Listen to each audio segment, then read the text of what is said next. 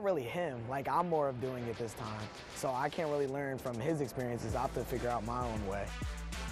All right, Sean. Hey, you recognize that guy? Yeah, that's my little guy, man. That's your little guy. That's my second. Oh, that's my older guy. Yeah, I got both of my kids, man. Yeah, you know, it's a family program. Sean Springs is second at the Commanders High School Media Day. That's what you saw right there. That's not your only Proud Papa moment. Skyler picked up his first win as the interim head coach at Bullets. Now, obviously, Skyler assumed that role under some sad circumstances after head coach Ray Butler passed away. But you got to be proud of Skyler. I'm so proud of that kid, man. You know, at 25 years old, getting your first win in high school. Yeah. Unfortunate circumstance with Coach Butler passing away, but Skyler stepped in. He did a great job. That kid has a bright future in football. Right. He knows a little bit. I think DNA. It's a little bit. Yeah. Right? His last name is Springs. Learning from his mom. That's it. All right, congratulations to you. Buying or Selling is sponsored by Coons Automotive. Time now to decide if we're buying or selling. This is the part of the show where we ask for your input. Each week, we're going to give you a game day scenario, and then you'll have to decide whether you're buying or selling. Here's the deal. This week, we are asking if you think the Commanders will stop the quarterback that is Daniel Jones. Chick, we know that the Commanders have had problems with that quarterback, the Giants quarterback, in the past. So, what is your take on this? Are you buying or selling that they will stop Daniel Jones? I will buy this week, and here's why. He's 5-1-1 against the Washington Commanders, and he's woeful against the rest of the league, which is sad to say. But so, for one, just the sheer, it's just the numbers game. At some point, he's got to come back to the field. So I think that's one thing. The other thing is, you guys know it, Sean knows it, this team was so bad last week in tackling, and they've been yelling all week long about communicating with each other. So during practice, even when it was quiet, they were screaming at each other, all the defensive calls. So I think they'll be better in that regard. You won't see as many wide open receivers as we saw against Tampa Bay last week. So I am buying that they will stop Daniel Jones this Sunday. And we have been asking, of course, for your take over the past few days on social media. As you take a look one more time, coming up later on, we'll get the results of that, buying or selling. Right. And we'll see what happens. Yeah, we'll definitely see what happens because, as you know, Chick, it's week to week. And the key here is going to be how you're going to make adjustments. Will they be able to make adjustments based on all those tackles that were missed last week? So that's what we're looking for. All right. Chick just talked about the buying or selling. Yep. That's what we did. All right, Chick, thank you very much. Stick and stay right there because coming up, Chick's going to introduce us to one of the Commanders' team captains for today's game. They're going to chat all about everything from football to becoming a new dad in today's player profile. We'll be right back.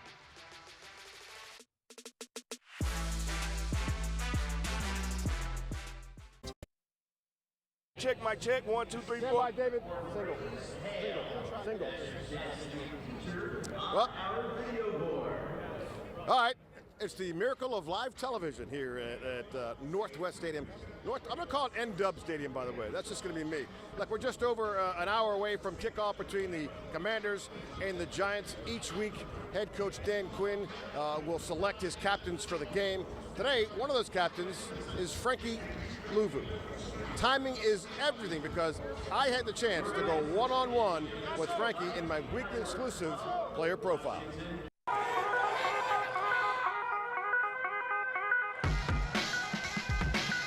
All right, Frankie Louvu. That game did not go the way you guys expected. Right. What is film session like with Joe Witt Jr. and Dan Quinn after a game like that? Just very critical of ourselves, looking ourselves in the mirror. At the end of the day, man, what we put out there, that's, us as a team. So, we take a very good look at ourselves in the mirror. What do you like after a game like that? I mean, do you go and kick the dog? Or do you sleep nice?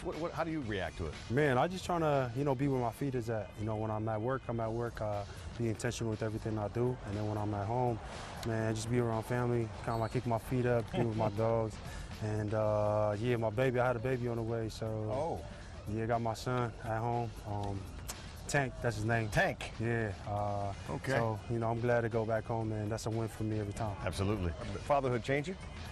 Man, just be more, my awareness is, I feel like has been up more trying to protect him, trying to be everything. You know, all he knows is what I know, and so I just trying to be that front foot for him.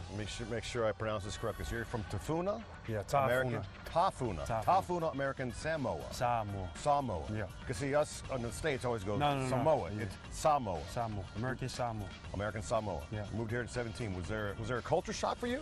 Yeah, man. I feel like back home it was only like one way, like one street. You know what I mean? Going 20 miles per hour. Right. So you know what I mean. So when I went to Washington State, it was just like, you know, I see trains, I'm seeing freeways. It was something I never really encountered growing up. So, and you know, back home we only had, I love McDonald's. So McDonald's was like, we only had one McDonald's on the island. So when I came to the States, it was like Taco Bell, which I ain't never heard of. Right. Undrafted guy goes to the Jets. And you were bouncing back and forth with the practice squad and whatnot.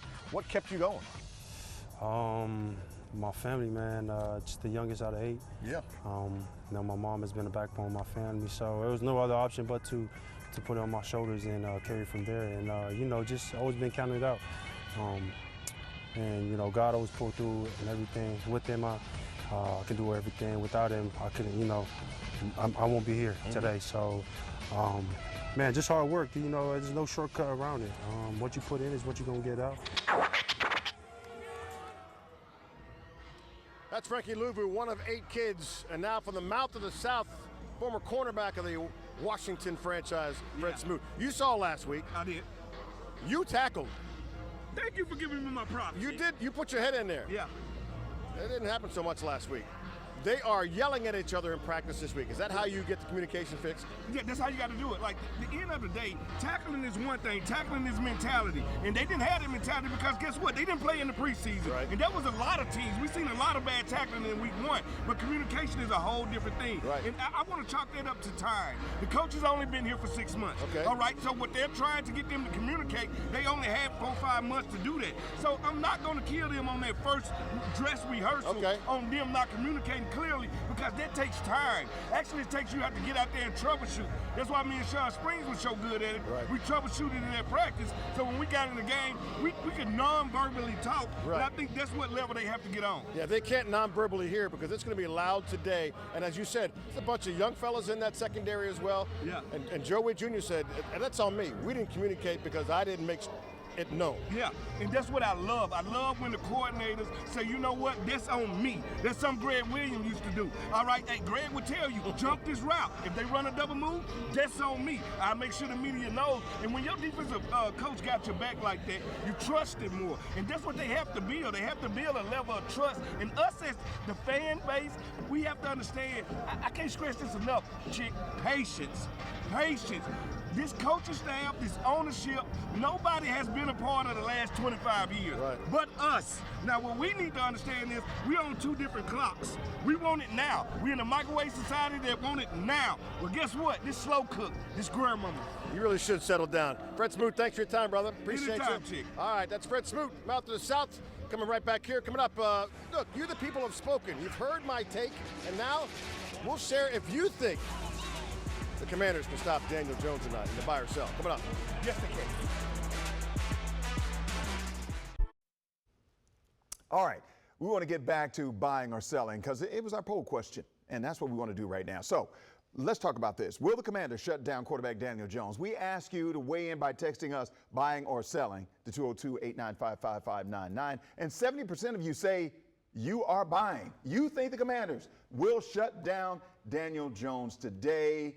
Today is not going to be his day, according to our poll. Now, stay tuned throughout the week on WUSA 9 for our next buying or selling question. And coming up next on WUSA 9 Plus is Commanders Weekly, where we highlight the work that the team is doing to make a positive impact in the community. And right now, it is time for our final thoughts ahead of the Commanders home opener. Before we send it back out to Chick at Northwest Stadium, Sean, we want to start with you. What are your final thoughts on the game? What do you think is very important for this team to win today? Fans come out, be loud in the stadium.